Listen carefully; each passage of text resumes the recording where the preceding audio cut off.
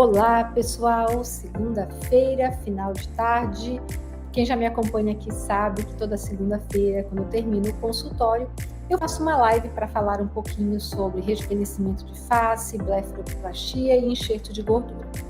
E hoje eu resolvi trazer uma dúvida de um paciente que veio consultar, um paciente jovem, ainda com uma pele boa, sem indicação de fazer uma cirurgia grande, mas que se incomodava com pequenos detalhes na sua pálpebra inferior. E a queixa dele era muito parecida com o que vocês veem aqui nessa foto.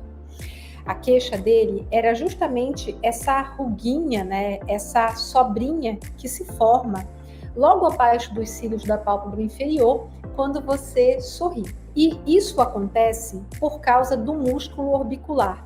Existe um músculo que abre as pálpebras, que é o elevador da pálpebra, que fica na pálpebra superior, e existe um músculo que fecha o olhar, que é o músculo orbicular. É o mesmo músculo que faz as ruguinhas do pé de galinha. Pois bem, em algumas pessoas, quando há essa hipertrofia do músculo orbicular e quando há um encovamento das pálpebras, essa ruguinha ela fica mais visível. E o que geralmente a gente indica, para melhorar? Quando o paciente é muito jovem, assim, tem em torno de 20, 30 anos, uma boa opção é o microbotox. O microbotox é o mesmo botox que a gente utiliza para fazer as rugas frontais, só que bastante diluído. A gente dilui ele 1:4. E aí o que nós fazemos não é uma paralisia muscular, é um relaxamento dessa musculatura. Isso pode ser feito mesmo na pálpebra inferior. Quando a gente vai bloquear o pé de galinha, a gente usa o botox numa concentração mais alta e quando a gente vai aplicar nessa região inferior, a gente tem que fazer uma diluição um pouco maior para não causar, o ectrópio ou um mau fechamento, um lagoftalmo, que é um mau fechamento das pálpebras. Quando o paciente, além da ruguinha, ele já tem flacidez de pele e ele tem o encovamento das pálpebras, aí a melhor indicação é associar a blefaroplastia no touch, que é quando a gente só tira o excesso de pele e a gente faz o preenchimento com gordura. O que é importante saber? Isso de fazer essa volumização, ela acontece por um efeito dinâmico da musculatura e não necessariamente por uma flacidez, ela só fica mais perceptível. O paciente tem que saber que isso é constitucional, ele sempre vai ter um pouco de volume, de gordura, de músculo nessa região, que isso não vai desaparecer por completo, mas é possível atenuar. Então eu achei bem interessante, porque é uma queixa que ela não é tão rara assim. Eventualmente eu tenho pacientes que me procuram no consultório com essa queixa bastante específica. É importante da gente fazer a diferenciação, por exemplo, com esse tipo de caso, que a paciente tem essa volumização, essa hipertrofia do músculo orbicular associada à flacidez de pele e ao encovamento das pálpebras. Essa daqui é a indicação perfeita de fazer a blefaroplastia low touch com o preenchimento de gordura.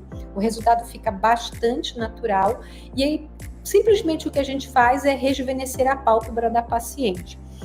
Lembrando novamente que toda vez que o paciente sorri, ela vai fazer um leve acúmulo na região das pálpebras, porém ele não vai ficar tão perceptível. Aí é um jogo de volumetria que a gente faz nas pálpebras. E existem esses casos, que são casos de maior perda volumétrica da face, em que a paciente tem mais envelhecimento da pele.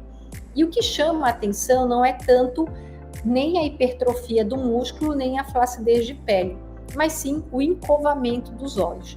Isso é o que a gente chama de tear trough. O tear trough é o caminho da lágrima. É aquela depressão que acontece bem aqui na parte de baixo, da pálpebra inferior e que pode se continuar com a região da maçã do rosto. Nesses casos, a melhor opção é fazer a blefaroplastia, é obrigatório fazer uma cantopexia e a volumização com gordura, ela deve tratar o tear trough, esse encovamento da pálpebra e também a maçã do rosto. aí sim a paciente vai ter um efeito de volumização, ela vai ter um efeito de rejuvenescimento. Por que eu trouxe essas situações, né, esses casos para vocês? É para entender que não há uma técnica que resolve todos os problemas. O que nós fazemos são associações que vão poder resolver a queixa específica que cada paciente tem. E para cada alteração, para cada faixa etária, existe uma associação de procedimentos específica que vai ter uma melhor indicação. Às vezes, só o botox, às vezes a cirurgia com gordura, às vezes a cirurgia com a gordura, com a cantopexia, e às vezes tudo isso mais um lifting de face. Aí sim a gente vai ter um rejuvenescimento real daquela paciente.